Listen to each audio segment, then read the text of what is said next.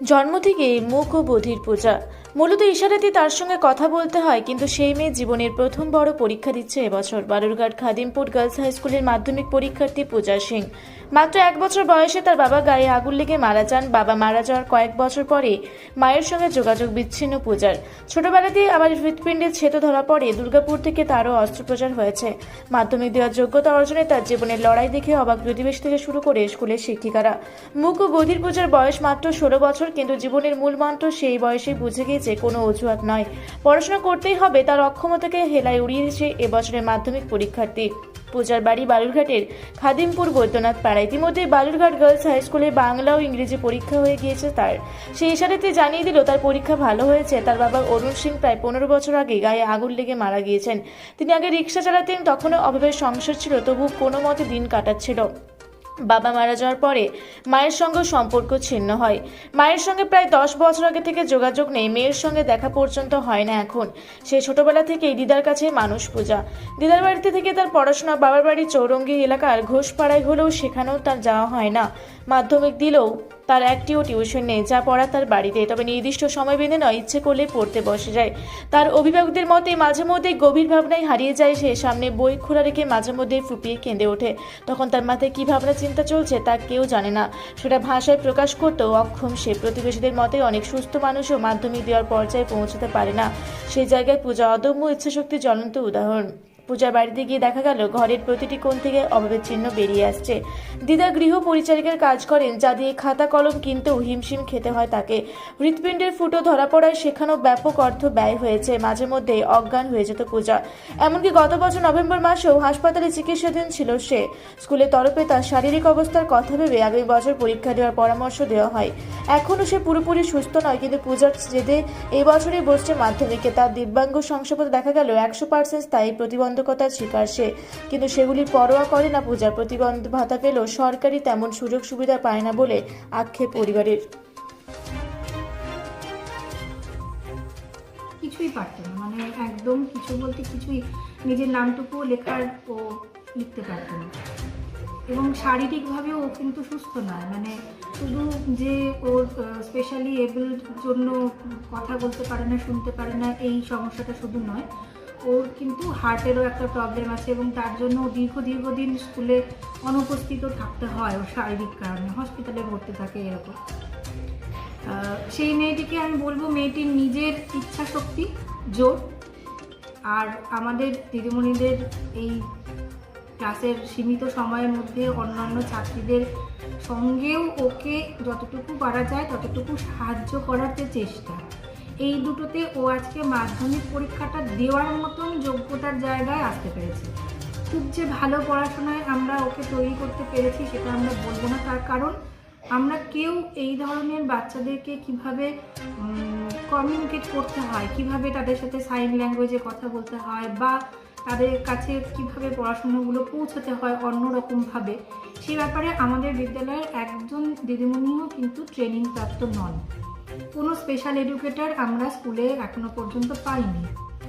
এবার এই সমস্যাটার জন্য ওর সাথে সেভাবে কমিউনিকেট করা সম্ভব হয় না। আমাদের মানে যেটুকু আমরা নিজেরা ইনোভেটিভ ওয়েতে যেটুকু নিজেরা পারছি এবং ক্লাসের এতগুলো বাচ্চার মাঝখানে যতটুকু সময় ওকে দিতে পারছি সেটুকু দিয়েই আমরা যতটুকু পারা যায় ওকে সাহায্য করার চেষ্টা করেছি।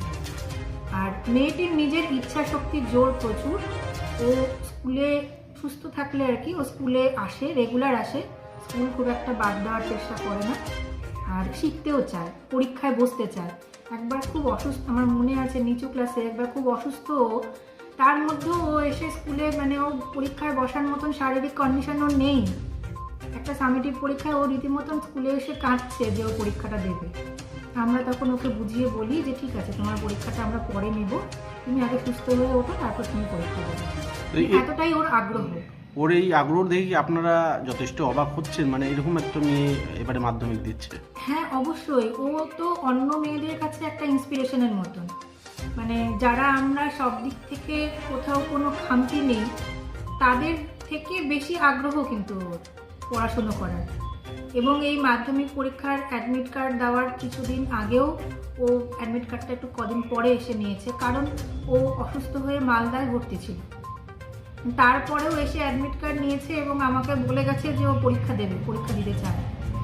ম্যাডাম বলতে গেলে কোনো বই কিনতে হয় না, সমস্ত সরকারি বই। 9-10 ক্ষেত্রে আমরা কিন্তু স্কুলে এরকম যে বাচ্চারা ওর বাড়ির অর্থনৈতিক অবস্থাও খুব একটা ভালো না, আমরা জানি সেটা। এরকম অর্থনৈতিকভাবে পিছিয়ে পড়া যে বাচ্চারা আছে তাদেরকে আমরা স্কুল লাইব্রেরি থেকে বা স্কুল থেকে সমস্ত বইয়ের একটা সেট কিনে আমরা ওদেরকে আলাদাভাবে দিয়ে থাকি, স্কুল থেকে দেওয়া হয়। আপনার নাম এবং আমি সুরভা মণ্ডল, ভারপ্রাপ্ত শিক্ষিকা, Khadimpur girls high school. Thank you madam. আপনার নাতনি পূজা সিং এবার মাধ্যমিক পরীক্ষা দিচ্ছে, ও কানেও শুনতে পায় না, না। বলতেও পারে না, না। কিভাবে পড়াশোনা করে? ওই নিজে নিজে মাথায় ইয়ে করে নিজের বুদ্ধি খাটায় ও পড়ে বই দেখে। কোন স্কুলে পড়েন? এই খাদিমপুর বদনের বড় স্কুল, এই যে গার্লস গার্ড স্কুল। তে ও কবে থেকে এরকম অবস্থা? ছোটোর থাকে, কত ছোট? অনেক ছোট ছিল তখন। হ্যাঁ, ওর মা বাবা? ওর মা বাবা তো মারা গেছে, আমি মানুষ করছি। কত ছোট বয়সে মারা গেছে? ছোটোর বন্দিটা পায়, মানে স্কুলেরটা পায় না, 1000 টাকা করে পায়। কন্যাশ্রীর টাকা পায় না? না, এখনো পাইনি। এখন কি সমস্যা হয় আপনার ওকে নিয়ে? আমার নিয়ে ওই যে এখন স্কুলে এখন ভর্তি করতে লাগতে, তো আমার এখন টাকা পয়সা লাগতেছে, তো এই আমার সমস্যা। আর ওই এখন আমাকে কাছে বলে এরকম ওরকম লাগবে, আমাকে দে, তো আমি কোথা থেকে দিব?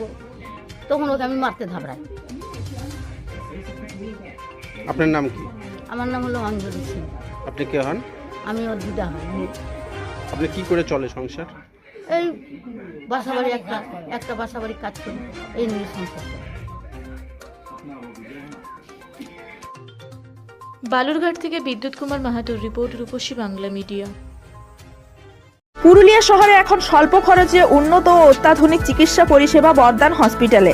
এখানে general, laparoscopic, gynaecologist, paediatrician, anaesthetist, general physician, orthopaedic সহ বিভিন্ন রোগের অভিজ্ঞ ডাক্তারবাবুরা নিয়মিত রোগী দেখছেন। এছাড়াও 24 ঘন্টা বিনামূল্যে অ্যাম্বুলেন্স পরিষেবা রয়েছে, স্বাস্থ্যসাথীর সুবিধাও। যোগাযোগ করুন বর্দান হসপিটাল, রাঁচি রোড, সৈনিক স্কুলের নিকটে। মোবাইল নাম্বার 8918968624 এই নাম্বারে।